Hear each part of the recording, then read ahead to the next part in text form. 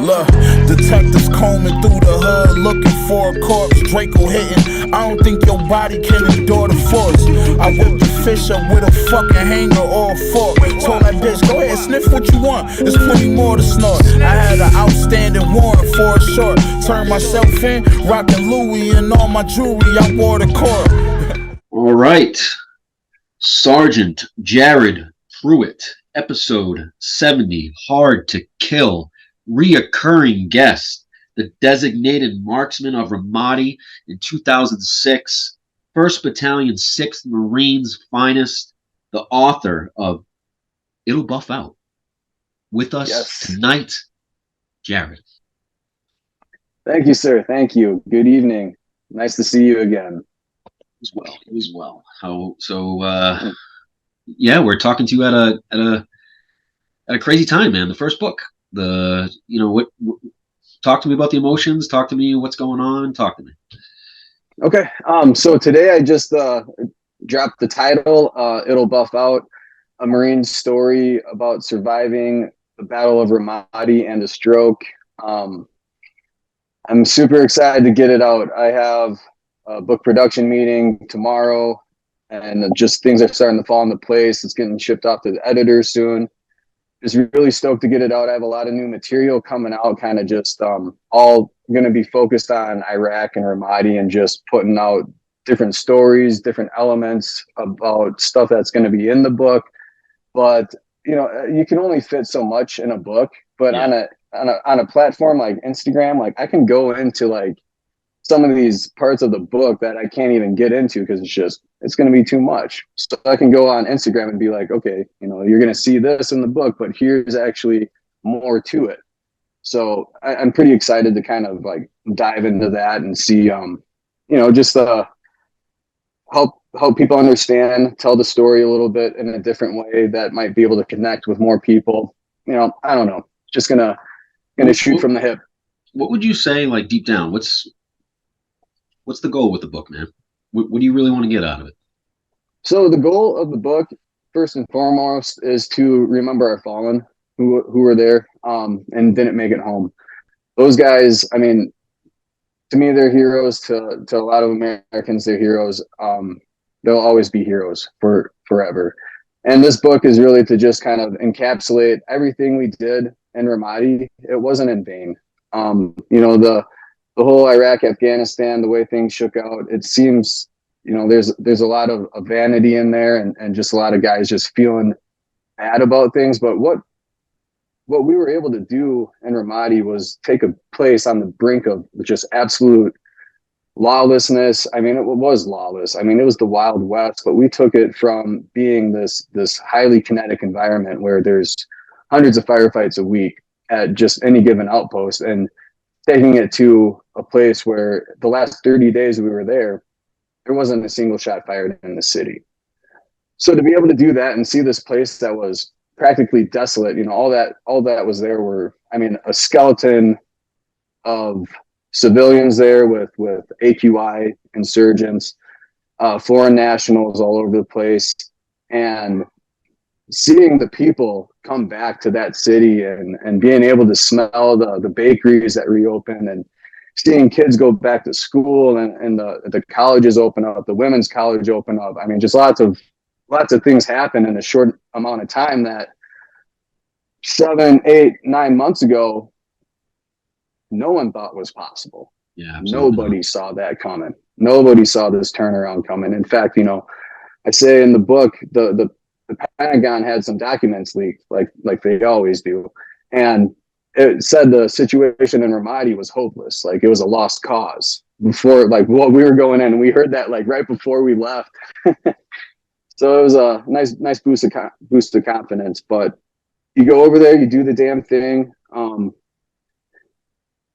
yeah. So it's really to just memorialize that story and just let people know, like, not everything we did in Iraq was just a lost cause. Like we brought a city back to life, and those guys gave their lives so those people could do that. And I don't know, that matters to me. That matters to me a lot. Of course.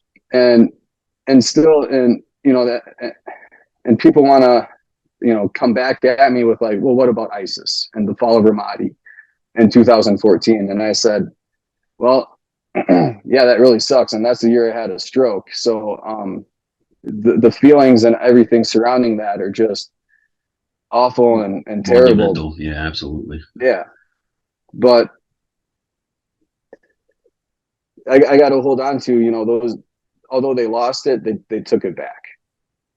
And maybe we had a part in that. Maybe we showed them like, hey, this is how you do this. And some of those guys who were fighting against ISIS were there with us back in 2006, 2007, and they had to have been. Of course. Just the way things go.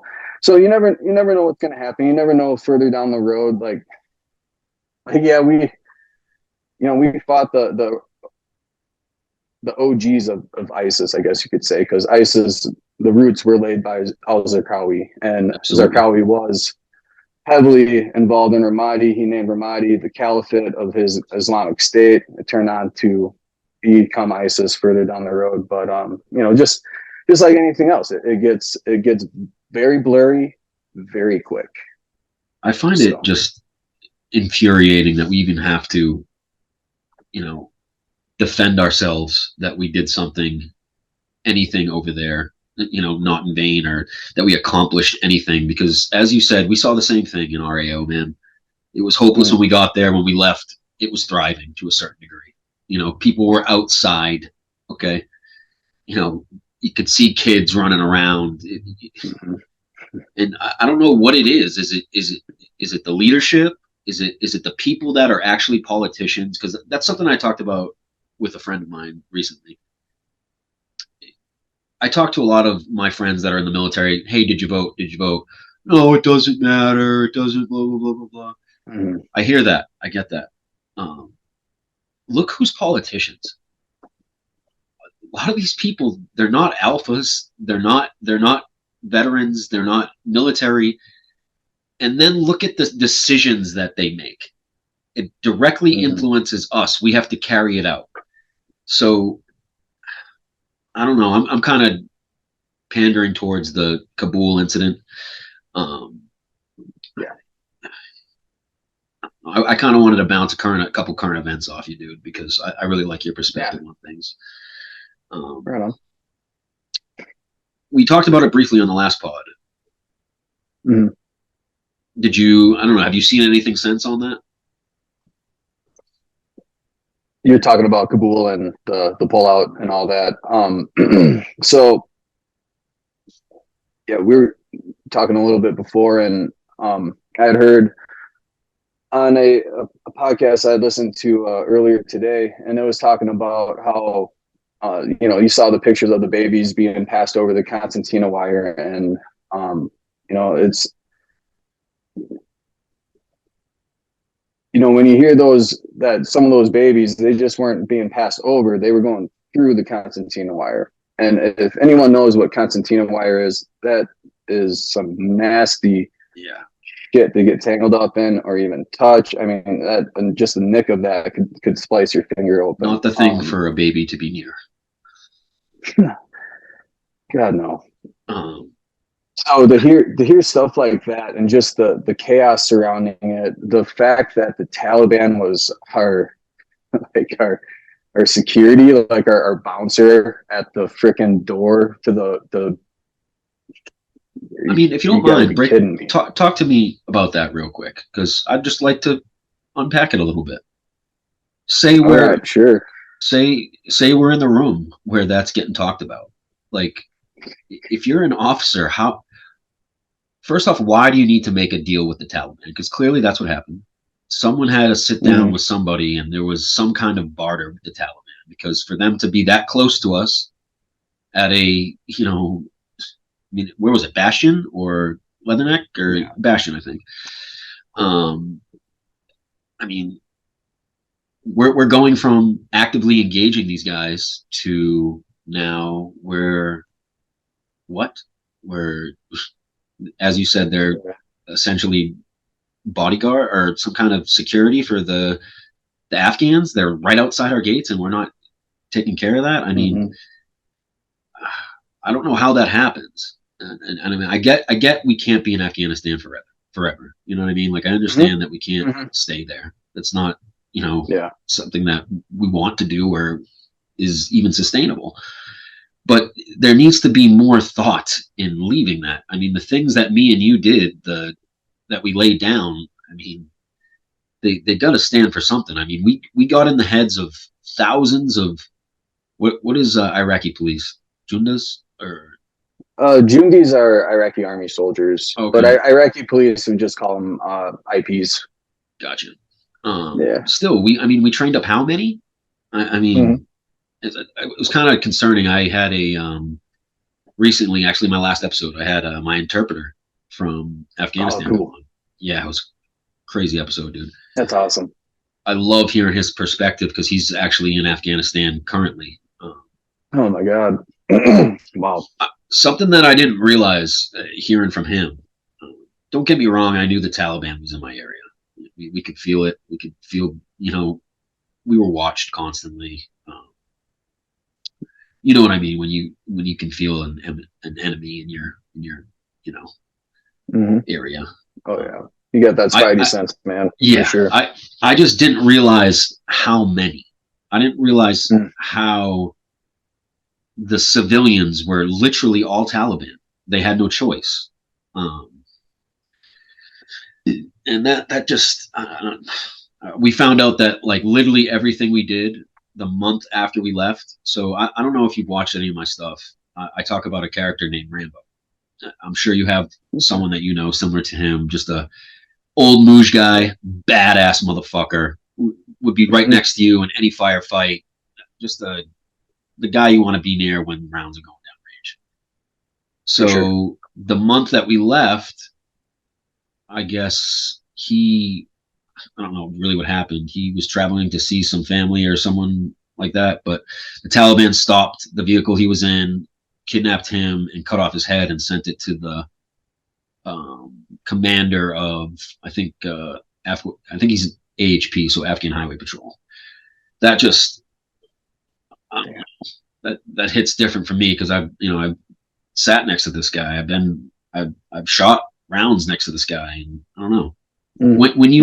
When you find a real person, like when you bang it out with someone, when someone fights with you, it hits different. You know what I mean? When they go, or it's a certain kind of bond that you can't replicate, and I don't know, that kind of hit different for me. Like I've seen Marines clam up.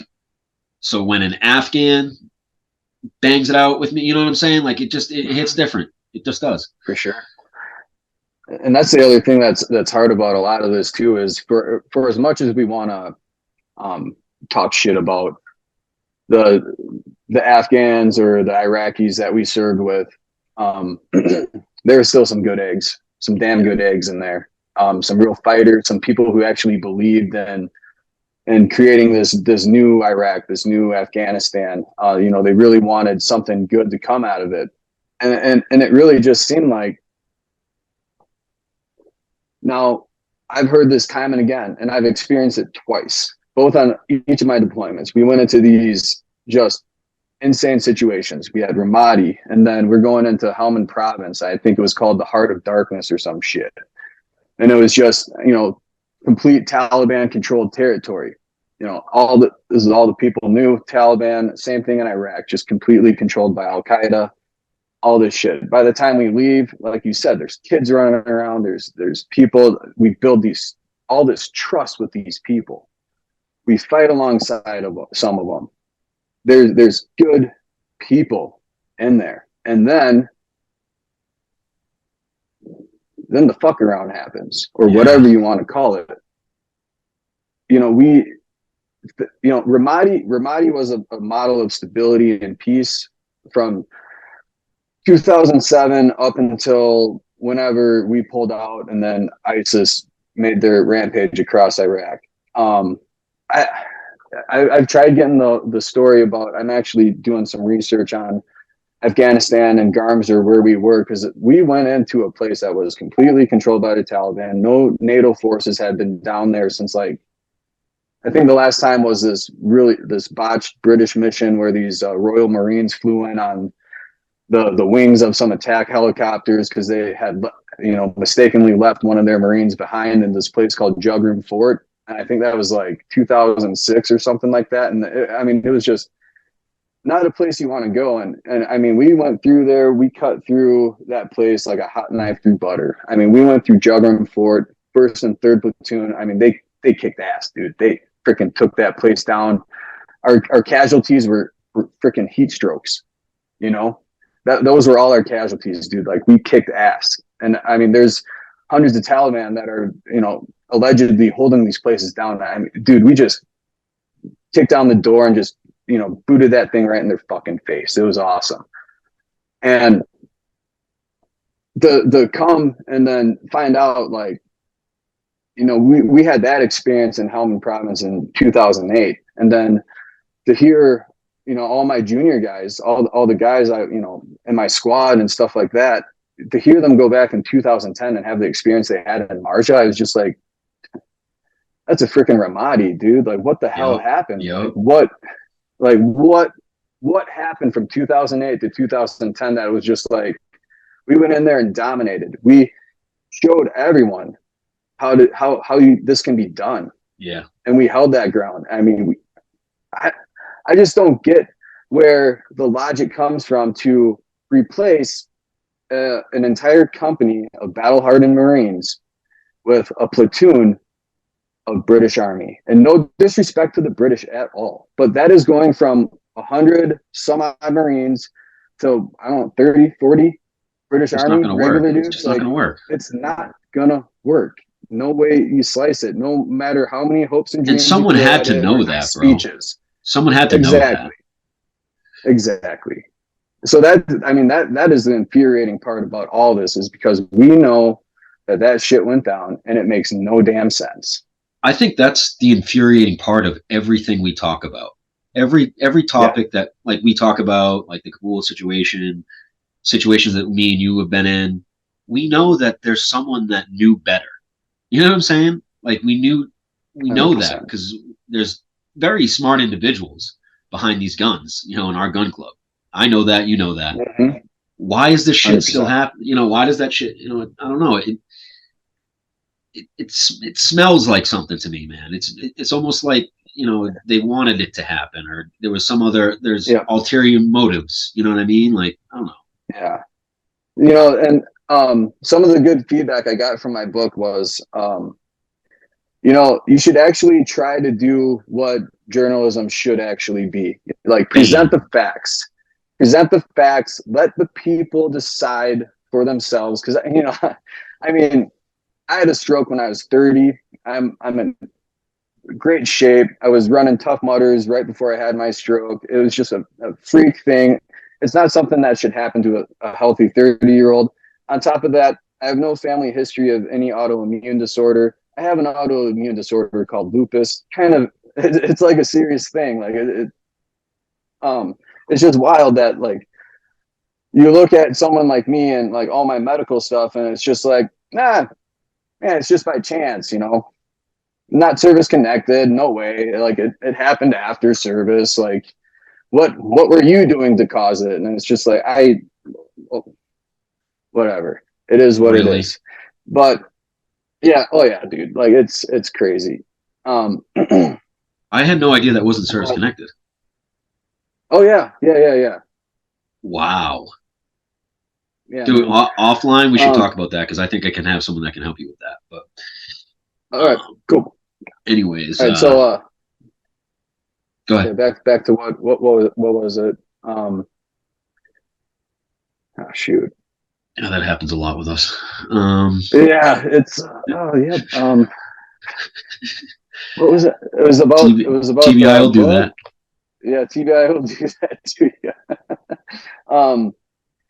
Just some of the advice I got. Just just put out the facts, because I was throwing, being a real journalist. Yeah, absolutely. Some shade. I was throwing some shade at stuff, and it's just like, no, like, they're gonna be able to get it. Like, I'm gonna say all this stuff, like, just put the facts out, and they'll be able to come to their own conclusion. If you don't mind me, not to interrupt you, if you don't mind me asking, what's real journalism for you right now? Real journalism for me is on things like Substack and like some Twitter accounts. I follow this gal that I've been following for a while. Her name is Holly McKay. Oh, I follow her as well. McKay or something like that. Yep, I follow her as well. She's yeah. And she had a lot of great work that she did with ISIS and then in Afghanistan, and I just found to resonate with a lot of her work. And she does a lot of stuff on human trafficking and stuff like that. Yep. And just a real like a war journalist. So I've been following her. I follow her Substack. There's some other guys on there like Daryl Cooper. I like to follow his stuff. And that I don't vibe with the mainstream stuff. How could you? You have a brain, bro. At this point, it's very silly to me how people can't see through it. It's scary to a certain degree that they can't, dude. Because if you can be that manipulated, by something like that, it's like, oh shit, dude, we're in for something, dude. Just our lifetime, we're gonna be if the stuff that's going on right now is gonna continue going, dude.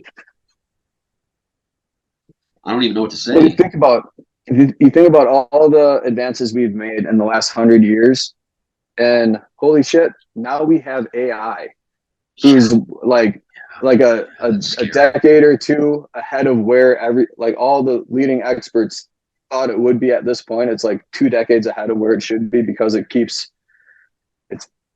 AI. Like crazy. There's a lot of movies on this out there. We've seen what happens. Yeah. Yeah. There's a trajectory here. I don't know if we want to. I saw recently that the architect of the AI for either Apple, I think it's Apple or Google, quit because he said he was like ashamed at what he's done or what AI is capable of doing. Keep in mind, I'm probably butchering this, but it's on that wavelength.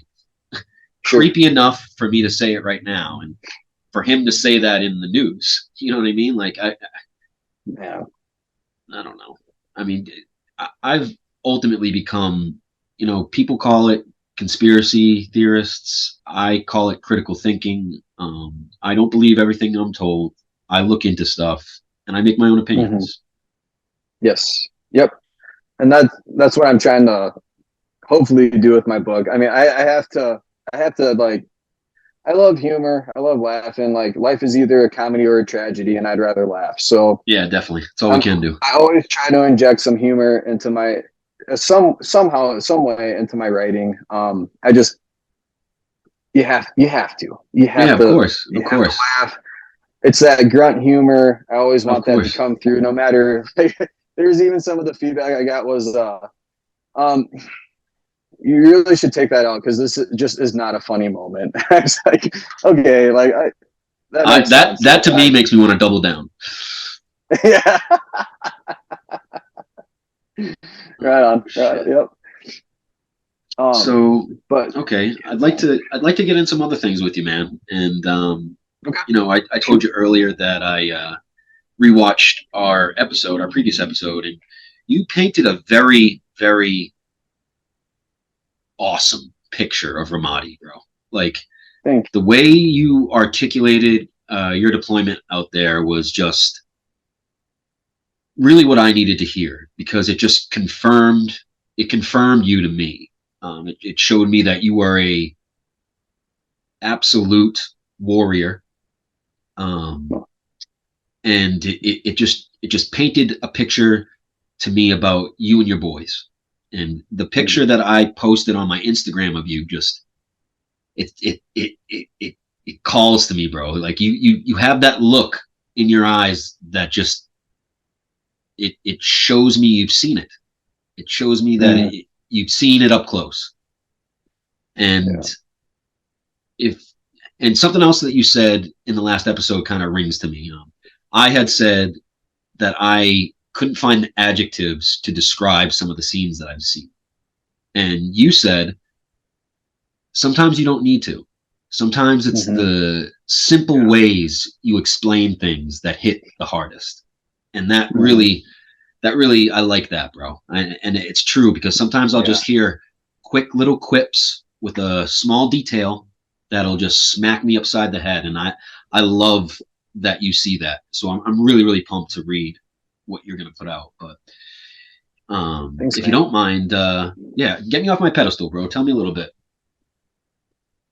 Tell me a little bit about what, like, for me, I tell stories about the guys I was with. I tell specific instances in combat that stick out to me. And I didn't really ask you any in the last podcast. You just kind of walked through Ramadi with me. But tell me about something that resonates in you, that you remember still, if you don't mind. Man, so I always try to remember the good things, right? Because some of the way in which our brothers leave are, of course, horrific. It's the last thing you want to remember. So I always like to tell stories about McCon. He was the guy. I mean, him and I, we were both tailing Charlie in our double stack patrol. From the beginning of Ramadi on, like, as soon as I got to 1-6, we left for CAX. And CAX is Combined Arms Exercise. Ours was in 29 Palms, Mojave Viper in California, Death Valley. And we did a platoon mix-up. So we didn't have a weapons platoon. We combined all of our 4 platoons into 4 line platoons. So all the weapons guys got mixed up. Some of the guys from 1st, 2nd, and 3rd platoons went to 4th platoon, and we all just made one giant happy grunt company. Nice. So we got McCon, we got a bunch of other guys from weapons platoon. McCon was a mortarman by trade. So, right from the get-go, I'm with McCon. We get put into we're in 2nd platoon, we're in 1st squad, and just right away, I mean, we bond over Ace Ventura and Lord of the Rings. Nice. Great combo. It was like, just quoting Ace Ventura lines and then talking about Lord of the Rings and, the finest weed in all the Shire and, shit like that, of course. Outstanding. Yeah. So right away we bonded there and, go through CAX and all that. Our platoon got in trouble for having a 5-gallon jug of jungle juice smuggled in. Yeah, buddy. And one of our guys is, of course, puking up. It was like Hawaiian punch based. So it was just all this red vomit in the sand. And of course, our first sergeant's like, I know what these guys are up to. Good. Yeah. Oh shit. So just making memories, man, and we'd go for runs on Onslow beach runs, and at some point we'd all kind of just be looking at each other. Our squad leader would be off to the side running, and we'd all just be looking at each other, and we'd all just kind of give like each other a little nod, and then we just bolt for the ocean, just like the hell with the run. We just bolt for the ocean. Badass. And then we just start like, doing what grunts do, beating the shit out of each other in the ocean, having fun, throwing each other, jumping up and down, and then all of a sudden we just hear this like little like a dolphin noise. I can't do it. I suck at it. But I like we just hear this dolphin noise and we're like, what the hell? And then it happens again, and there's McCon shooting out of the water like a dolphin, making this dolphin noise, like just flipping like that. That's good shit. Oh, dude, flipping like a crazy person and then splashing back in the water. And so we're all laughing about that, just being like, oh my God, he keeps doing it, and we're just having a good time. And then we start hearing this guy like yelling at us. He's like, hey. He's waving us down, and we're like, what's up? Like, yeah, what's up? And he holds up like a knife hand to the side of his head, and he says, Oh, "Shark shit. feeding time! Oh, It's shark feeding time!" And we're like, "Oh, right, you know, it's early morning and in the middle of summer in North Carolina." You're all wild, bro. He's probably some like, you know, first sergeant gunny, like looking out for everyone. So, but it was just hilarious though. Shark feeding time with the freaking hand to his head. Oh, it was great. That's so just shit. Yeah, dude, just great memories like that. And McCon was a freaking awesome dude. He was a great guy, funny as hell. Just you know, he was the youngest kid in our company. Yeah, like damn. Just a young guy, and yeah, just a great dude. So I always like thinking about those memories, like Onslow Beach. We have some more. We have some pretty funny memories. I mean, he was a dude. He loved getting into the shit. Like some of the firefights we were in. I mean, my buddy Cock. He's got a great story about him. We got ambushed on this place out on this Route Nova. We got ambushed, and Cox says he had to go and like grab McCon because he was shooting back, and he could see fucking machine gun fire like zipping up towards McCon, and he grabbed him just as soon as the machine gun fire would have stitched him. Damn. Like, yeah, dude. I mean, just crazy. Homeboy was about it. Like, yeah, man. He was all about. I don't know if you've seen the movie 300. I mean, that's stupid. Of course I have. I don't know why I just insulted you like that. I'm sorry. But do you know the part when like they're just like two grunts, and it's the young kid, the captain's son, and the other like salty sergeant or something. They go out and they like kill together. They're back to back and they're just slicing and dicing, and they just give each other that face like. It's just that I know you know what I'm trying to explain right now, but I've done that in combat, and there's just not a. I know if you know the people listening. Don't take this the wrong way. It's not that we're. I mean, we are glorifying it a little bit, but you know that's what we're trained for. That's what we know. That's what we've done. And when you can do that with a brother, man, oh my God, that's what I said before, dude. You can't replace that bond. You can't. I think that's where we experience what scientists coin the hive mind, because there really is some kind of connection to where, because McCon and I had it when we were tailing Charlie and Ramadi. You couldn't leave your six, you know, open. Somebody always had to be watching. So it fell on us to flip around and walk backwards in a city full of IEDs, and then take turns. And I mean, this happened back in CAX when we made this connection, and I had to go pull his ass out of a giant crowd of role playing Iraqis. Yeah. Because they were trying to like kidnap his ass, and I was just like, no, I took my big 6-foot frame back there and was just like, get the fuck out of the way. He's coming with me. Like I will hit you. I don't care if you're a role player or not, because that's the mentality you have to have. Yeah, like fuck it. Absolutely. Yeah, like, dude, what you rather see your buddy's head cut off? Like, you want to find his head somewhere? And people need to understand that's a real thing. They do that. That is 100% a real thing, and that is something people need to realize. Like, this isn't just some video game. This isn't some news report that's just on TV. Like, this is real life. That's probably happening today. I'm happy that you just said that, because that's definitely something I'm trying to do with this podcast, man. I'm not trying to glorify fighting or killing or dying. Hell no, I'm trying to show people the real, bro. Like, I want people to know what we saw over there, dude, because this isn't tall tales. This isn't COD. This is real shit. Yeah. You know, the story I told you about my guy Rambo getting his head cut off, dude. To this day, I have not met someone that puts fear in me like that guy did. That's a real warrior. And for him to just get his head, I just, the thing with me is, I know he went out like a G.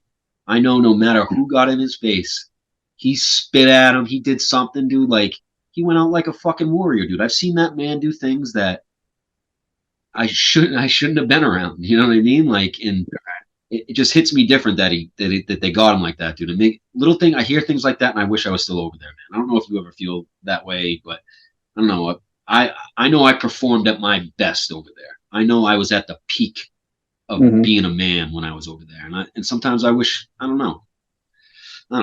I'm just talking shit, man. I like talking with you. Oh, dude, no, I completely relate. I mean, when ISIS was going through Ramadi, you know, we couldn't tell you how many of us Ramadi vets were just like, dude, we go back there, we'd roll through there. I mean, just annihilate, you know, just all that stupid shit that you guys, that we talk about. Like, oh, dude, if we were still over there, of course, like, I can't imagine what it would have been like if we would have fought this, you know, World War II style. Like my grandpa, who went over to Europe, and, you know, he got there, like, I think it was you have 2 to 3 weeks after D-Day. Yeah, I have his letters. Yeah, I'm writing a book about those for sure.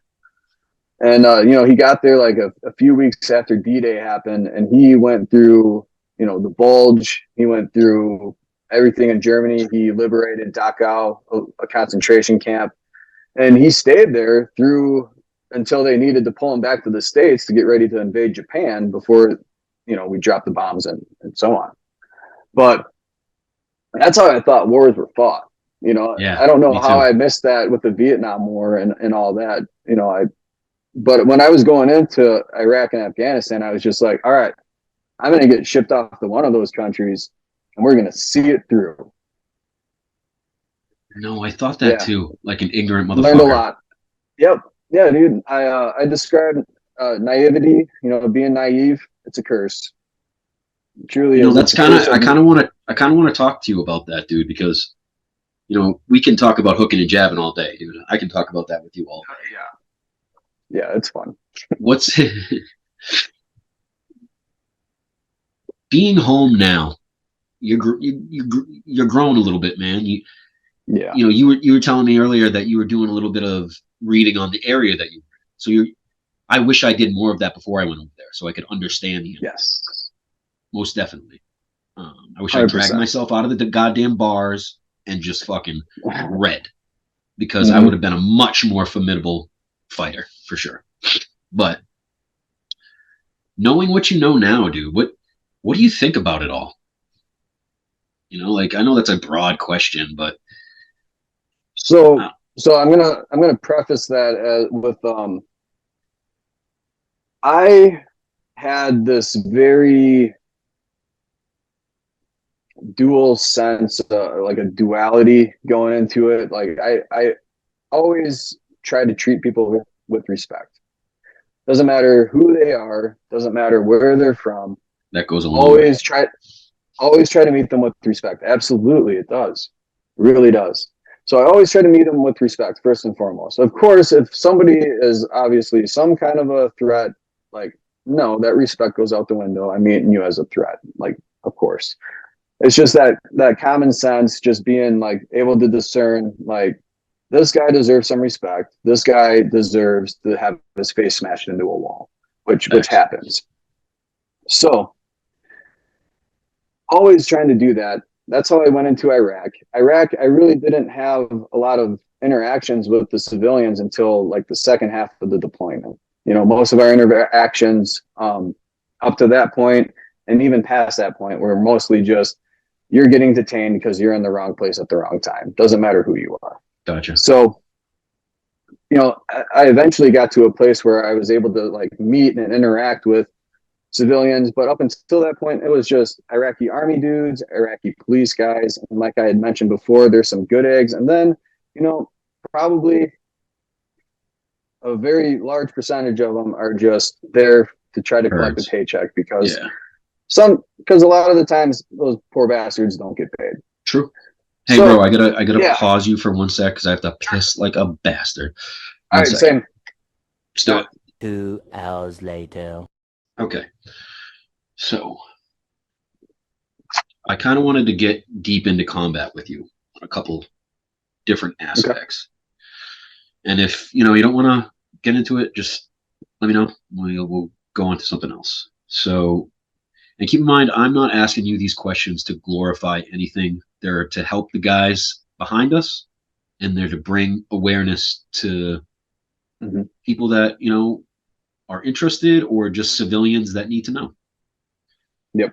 And also, you know, something that I'm not realizing either is there's a lot of counselors that watch this stuff to help guys like us. You know what I mean? So it's actually it's put to good use. Hey, good on them. Good That's on what I'm them saying. for doing I that. was so happy to hear that. Honestly, that is amazing. Yeah.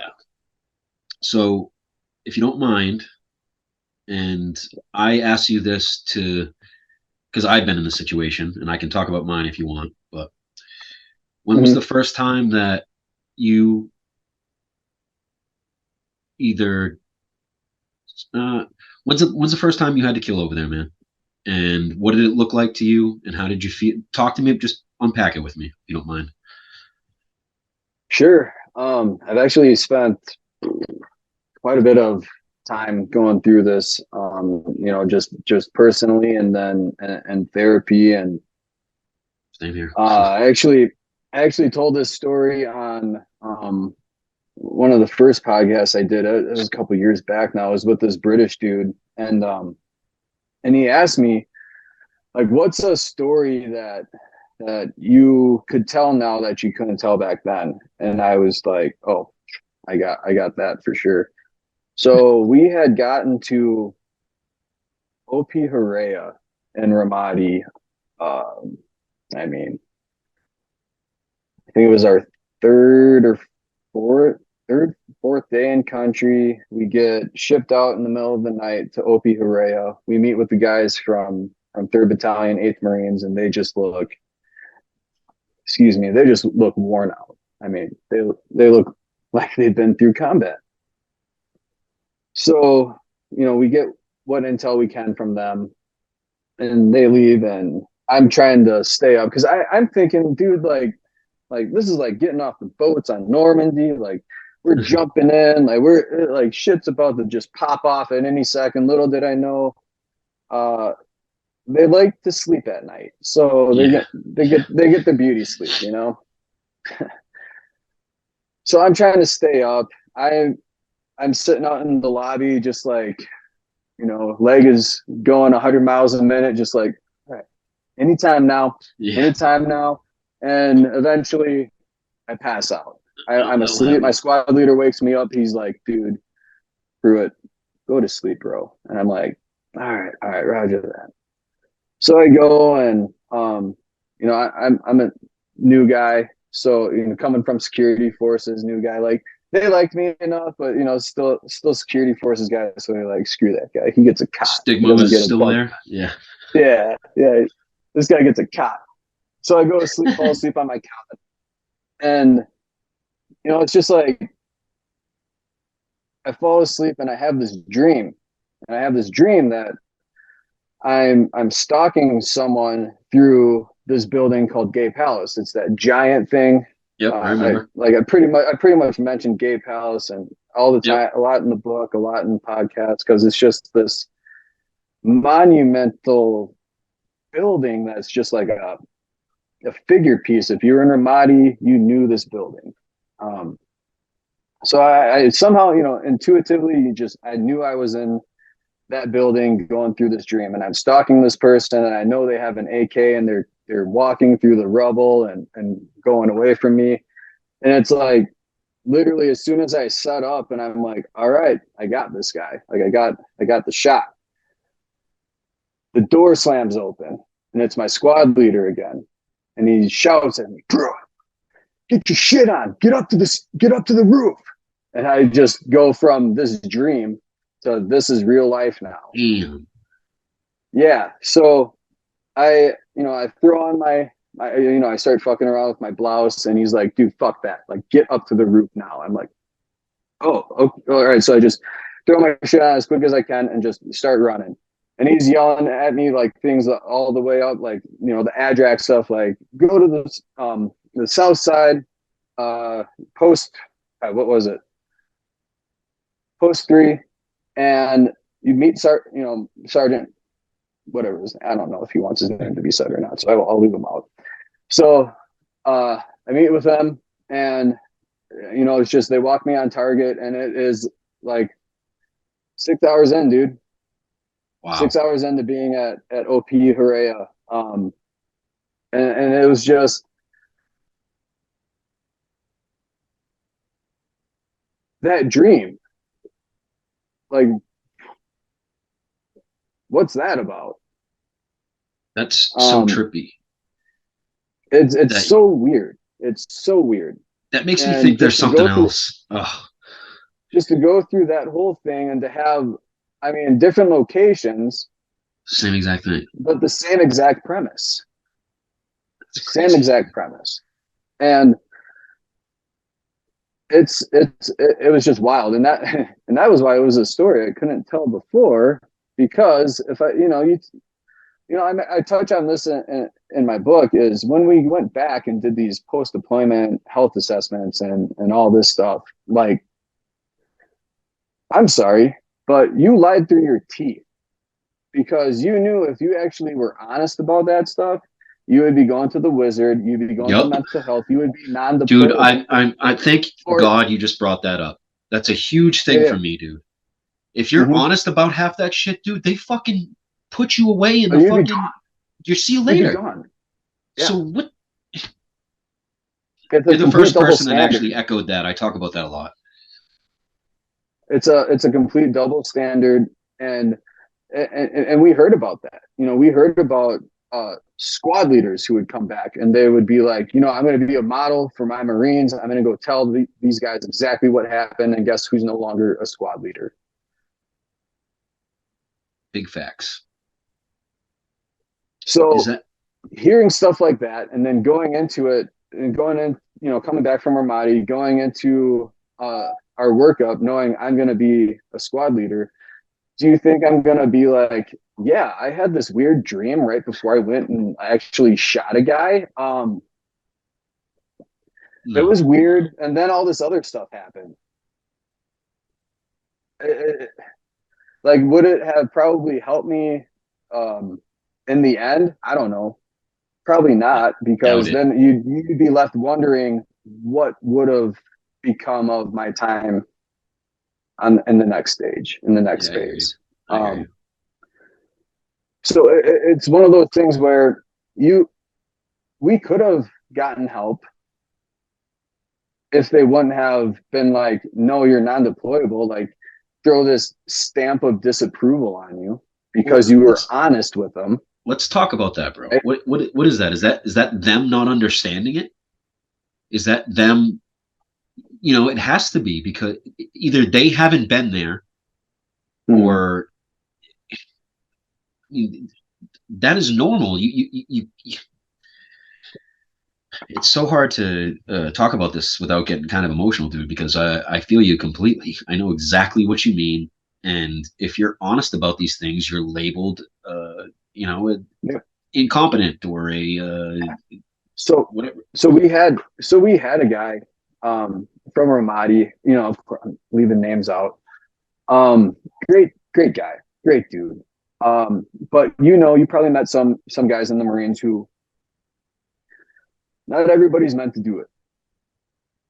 It's just, we want to, again, going back to throwing all this shade at Iraqi army, Afghan National Army guys, police, whatever. Not everybody's meant to do that job. No. Not every man is a warrior. And does every man have that potential? Sure, maybe. I don't know. Given the right situation, sure. Yeah.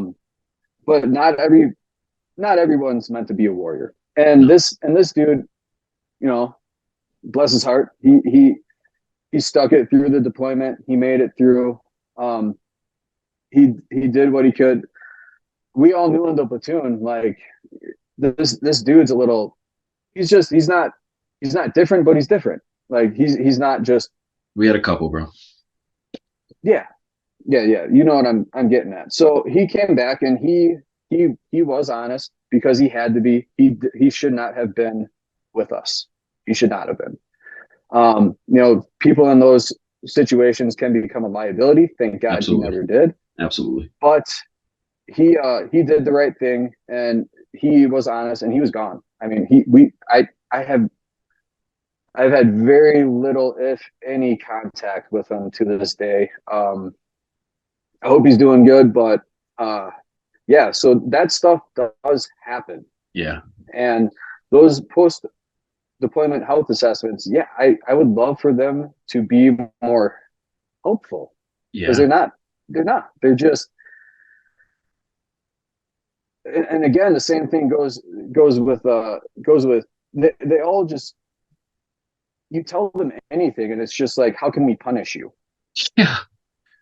It's just the same generic questions asked 5 different ways, asked to gauge 1 through 5 how bad you feel about what you did or what you've been through. And you can't gauge what we've done on a number scale with the way that they put it, man. It's hard enough to even talk to you about it, and we're bros in this shit. You know what I mean? We don't even your best friend, I guarantee you'll get worked up talking about some shit, dude. That's because it's powerful, dude. This shit, at the end of the day, human beings are not meant to kill each other, dude. You know what I'm saying? Like, no. I don't care how much of a warrior you are. At the end of the day, we're not meant to kill each other. So when we do, there's certain things that come with it, man. There's certain things that come with it. And I'm pretty convinced right now, and this is just me, this is just my opinion from what I've been through. Keep in mind, I've done the groups, I've done the different classes, I've done the VA, I've done private. I'm convinced it's something we got to learn to live with. Yeah. So I love that you touched on that, man. So I have this, it's a big part of my book. My grandpa is a big inspiration of mine, idol, all that stuff. And when I talked to him back when I was in the 6th grade, so what, you're 11, 10, 11, 12, somewhere in that range. And he was, geez, let's see. So that would have put me, so late 90s. And this is when you said you interviewed him? Yeah, this was when I interviewed him. So late 90s. So he was around 75 years old. Damn. Okay. So late 90s, he went through from 1944 to 1945 in France and Germany. So from all that time up until I interviewed him, right? He had all that time to work through his shit, to process it, to adjust to what his new life is, right? So when I interviewed him and he's talking to me about his buddies that died, and I had never seen my grandpa cry ever. He was the stereotypical American male, loved to listen to baseball on the radio while sipping Coors Light. No, I'm in Colorado now. He was a Wisconsin man. He was sipping Miller Lite. Gotcha. Sipping Miller Lite, probably some High Life, maybe some Schlitz at one point. Yeah. But I know the type. I hear you. You know, and just a no nonsense guy, just a man of God, no nonsense, just sturdy. And I'd never seen him cry. And he broke down multiple times. Wow. Just about his buddy. He lost one of his best friends on Christmas Eve that year. That was right in the middle of the Battle of the Bulge. And then he told me about this tank battle where he had to go. So he was regular infantry. He was in Patton's 3rd Army, and Patton was a tank guy. He had tanks. So there was a giant tank battle with the 3rd Army involved, and my grandpa in the 87th Division. He, obviously a dismount, so he's going to be going through the villages and the cities and all that. So he's going house to house, and he comes face to face with the Nazi. Nazi's rifle goes click, his goes bang, and he said that he didn't know why, but he had to watch. He had to watch and make sure that he died. And he says, I mean, tears in his eyes. He's just, I will never forget their eyes. He didn't say his eyes, he said their eyes. Yeah. So it's like, Jesus, there's more. Damn. That's hard, And bro. that's real. That's real. That's a real story. Damn. 50 years down the road. Over 50 years. Wow. I mean, 50 years down the road, and it still has that much of an impact on his life. And we're all sitting back trying to be like, that was 5 years ago. Like, we're good, bro. We're good. Like, no. So true. No, so true. And this is a big part of what my whole book is all about. It'll buff out. Guess what? Yeah, you can get some shit to buff out. You can take a punch and keep going sometimes. You can do all this sometimes, but there's going to come a time where all that's going to catch up to you and you're going to freaking break. And you're going to fall like the biggest of us. Then what are you going to do? How bad is it going to be? What are the ramifications? I got lucky as shit. I made a full recovery from having the entire left side of my body paralyzed. Like the droopy lip, face numbness, couldn't talk, couldn't use my left hand, this hand right here, my left leg, nothing, man. I got lucky. So it's kind of part of my mission is to just memorialize all the guys and just say, like, this wasn't for nothing. This shit meant something. It still means something. And we're capable of so much more than just being a damaged grunt, being some discarded part of the GWAT. We're not. We're not. We have stories to tell. We have life lessons, wisdom, if you want to call it. I don't know. Like, I'm 39. It's been a couple decades since I've been through all this. I have a wife, 2 kids. Life is different. And if there's something that I can do now to kind of steer the course of the future, which is a grand goal, if it helps one person, you know, that's a win. It matters. It matters. I love how you just put that, dude. I had no idea that that's what you really meant with the title. Yeah. That just hit, bro. Like that really, I love it. I love it. Thanks, man. Thank you. That's awesome. I can't wait to get the book, dude. Now, thank you. What do you think? What do you think got you through the stroke, dude? Whew. I can't imagine that on top of fucking PTSD and whatever other shit you had brewing around in there, dude. God damn. So,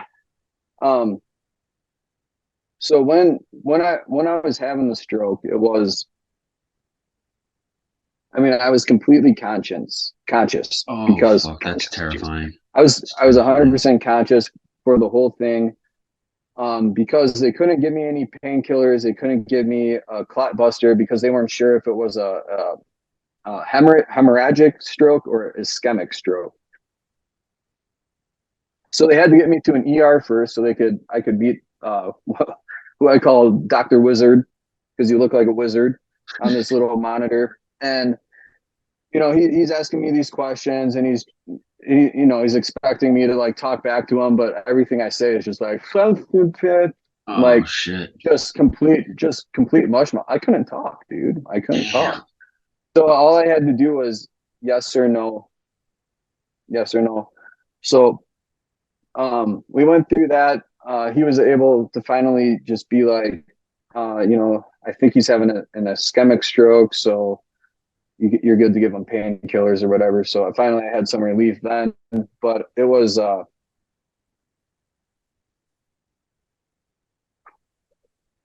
sure that's the scariest thing you've ever been through, dude. I can't imagine that. When it hits home like that. Yeah. I mean, just completely out of the blue. I had just gotten back from an elk hunt out here in Colorado, and just the night before, I was unpacking the camper, unhitching stuff, doing all sorts of physical things. So you remember it vividly? Oh, I remember.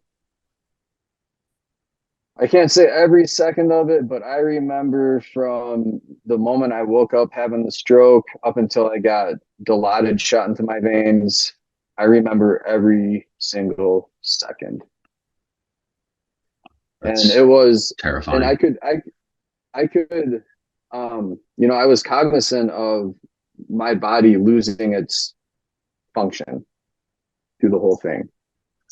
I mean, I'm going up the stairs and I know like all I can use is the right side of my body. So I'm gripping the handrail and just using my right leg and then like hopping and just kind of like, I started to use my left leg as like a crutch.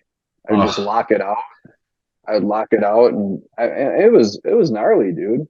It was gnarly.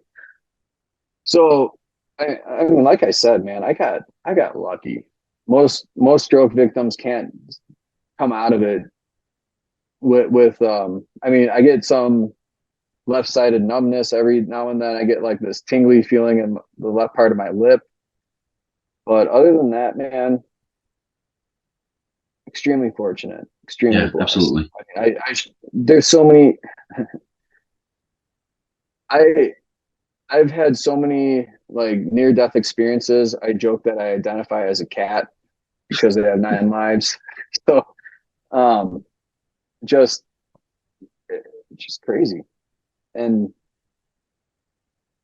I know that strokes are, for whatever reason, even before the pandemic and all of that stuff happened, like strokes are becoming more and more frequent with younger people. Yeah. Not just veterans, but like professional athletes, endurance runners, college athletes. It's weird. I don't know, like, how much do I want to read into it? But at some point it has to be like, with having the history of lupus starting, I started to notice the symptoms when I was still in Iraq in 2006, getting blood clots when I was 29, and then just all the complications from lupus, and then having the stroke at age of 30. It's like, it deserves an explanation, and I have yet to get one. Fuck, that must be infuriating. It's frustrating. Would you say you've and sorry if I'm getting too deep, dude, just fucking smack me. You're good. Or fucking like, have you changed anything or looked at life differently, became more humble? I mean, I'm just thinking of instances that I've gone through near-death experiences, and I know I kind of looked at life differently to a certain degree. Yeah. I don't know if that happened, but so you would think that 2 combat deployments would be like, man, my eyes should be open and just like loving life and yay everything, right? Sunshine and rainbows. The stroke changed everything once again. It was like kind of like combat all over, but in this way it was a lot more. In the last 2 deployments, everything happened kind of to everyone else, like I came home with the invisible scars. I have, TBI. I have, unconscious, knocked unconscious, all that shit. I don't have a Purple Heart. I don't have one.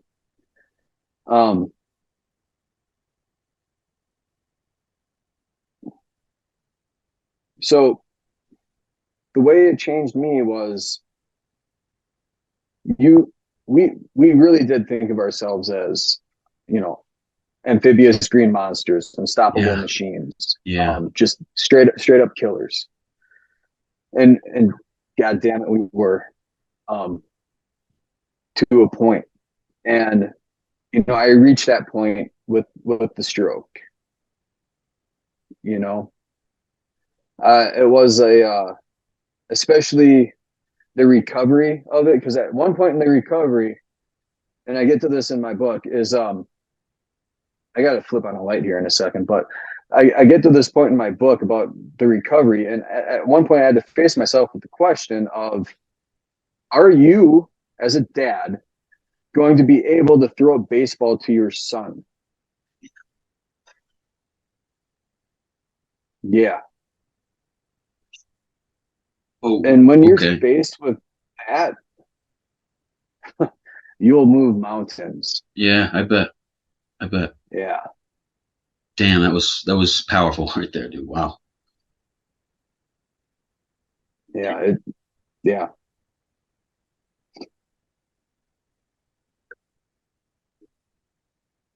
Well, bro, I gotta say, just hearing that, I'm happy you're still here, man. Honestly, like that would have taken out someone a lesser man. And I don't think we really talked about your stroke at all on the last one. I think you maybe brought it up, but I don't think we really talked about it. Yeah. But fuck, that's crazy, dude. We covered a wide variety of things. Let's talk briefly about what's going on with PTSD in you nowadays, man? What do you think about it? How do you deal with it best? And what do you think could be changed with how it's viewed and or dealt with in the medical community, if you will? Okay. All right. Oh, geez. PTSD. I've tried to deal with it in a lot of different ways. Man, this light is not really helping. Here we go. Okay. PTSD is very nuanced. There's no right way. There's no one way of dealing with it. I really hate that people think there's this cookie cutter therapy that can be applied and it's just like this fix all. Like I was saying with my grandpa, there is no fix all. This shit is going to be with us from the day it happened until the day we die. And what makes the difference is being able to deal with it in healthy ways. And there are ways that can be enjoyable and you can still remain in control of yourself.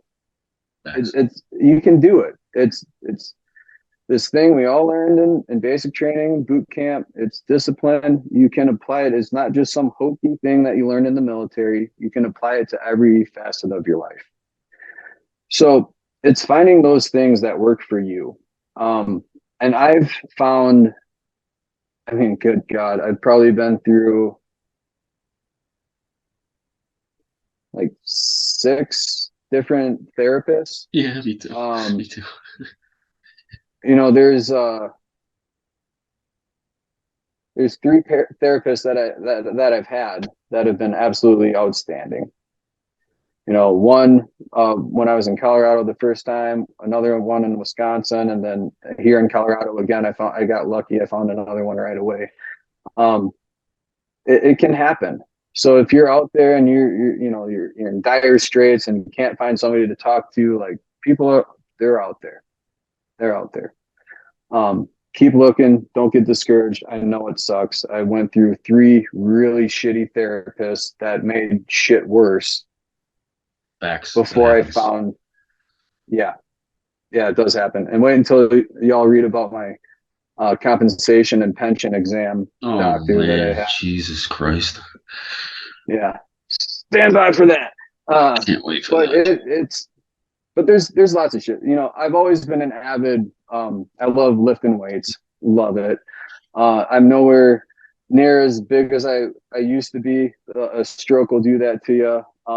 It completely changed my mindset about fitness and how I want to approach lifting weights in the future.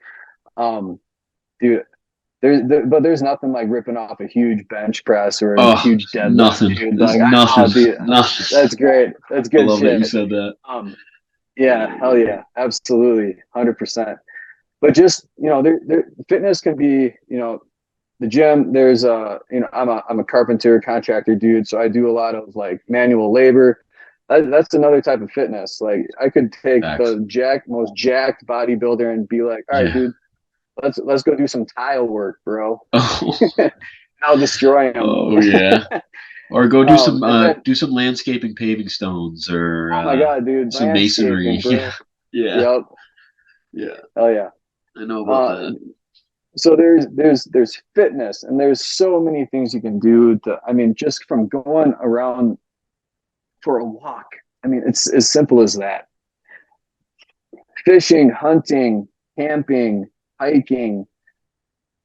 Of course, I'm always going to gravitate to something physical. I love working with my hands. I love being active. Before I had my stroke, I used to be an avid snowboarder and mountain biker. Same here. Same here.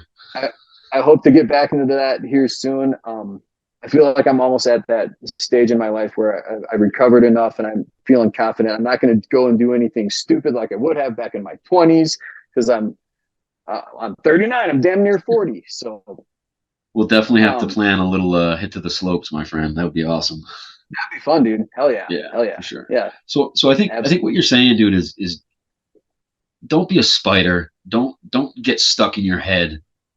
Yes. You got to put work in it. It's not something that can be fixed. You got to treat it like you treat the gym. That's what I'm starting to realize with it, dude. You treat little fixes like different lifts. You get into it, you work it. You know what I'm saying?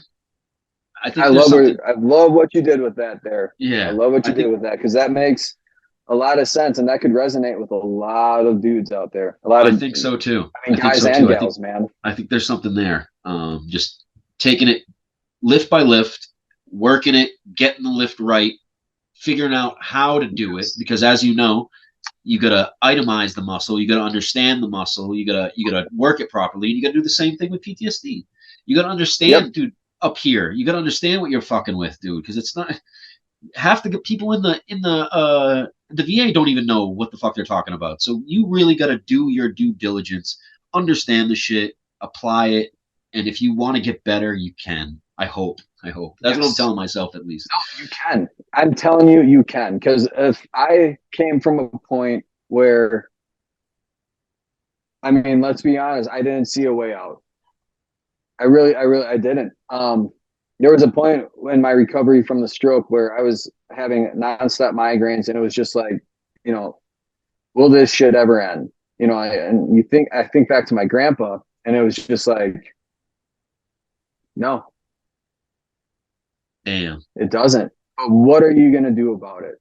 How are you going to live with it? How can you live with it so you can still love yourself? Because that's freaking huge. Yeah. And that's something nobody wants to talk about is being actually like honest with yourself. Like, do you actually like yourself? Would you hang out with you? Facts. Would you want to hang out with you?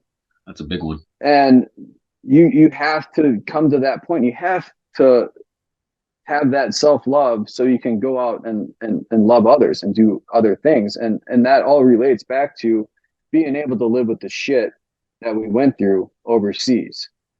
And I think, I don't know how my grandpa figured it out. Maybe I'll figure some kind of something out from his letters. Sure you will. But it never left him.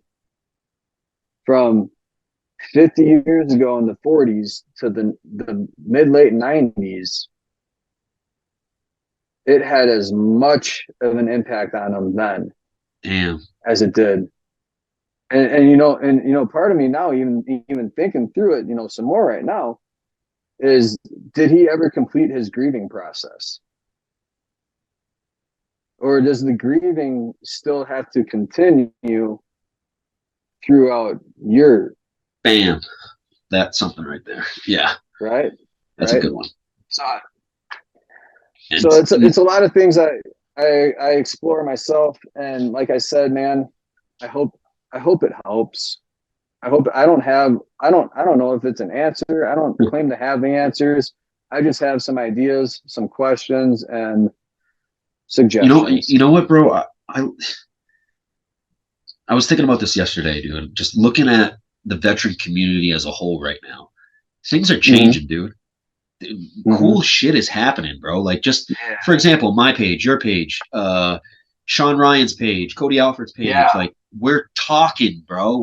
We're figuring out new shit, dude. I think there's some kind of growth going on behind that. And to, you know, all those people out there that are hurting right now, dude, don't think we're just being positive right now because we're just trying to sell you on some bullshit, dude. I have no course for you to take. I have no fucking coaching thing for you to look up, dude. I've been in the rehabs. I've been in the classes. I've been in the groups, dude. I know what the fucking bottom feels like. You can build back up. It's a slow process. It's gonna suck. Gotta embrace the suck. Embrace it. Live in it. You're tough. You were in the military. Own that shit. And I think the sky's the roof to us, man. I think we can beat this. And I think, honestly, we need to spread awareness like we're doing right now. I think that's step one. I think getting people to realize what we're going through is pivotal. But I think if we can get together somehow, I'm not trying to sound like a cornball, but if we can get together somehow and work together for some collective goal, you know, I don't know what that is. If it's just getting together, drinking beers and telling war stories, I'm down with that. You know what I mean? But something. I've been kind of putting stuff together behind the scenes, but I'd love to try some stuff out at the end of this year or maybe beginning next year with a few of you guys. But I mean, I'm glad to see that you have a like-minded view on this. I'm glad to see that you look healthy as fuck, bro. You're killing it right now. You know, Thanks, the book's coming out. I'm pumped for you, dude. Thank you. Yeah, fucking A. Great conversation, bro. You got anything you want to put in for the cherry on top? I just got to thank you for having me on again. Great talking to you. I think we covered a lot of important stuff that's affecting the veteran community. Hopefully, you know, somebody will glean something from this and just use it to their benefit. Absolutely. Climb out of the hole they're in.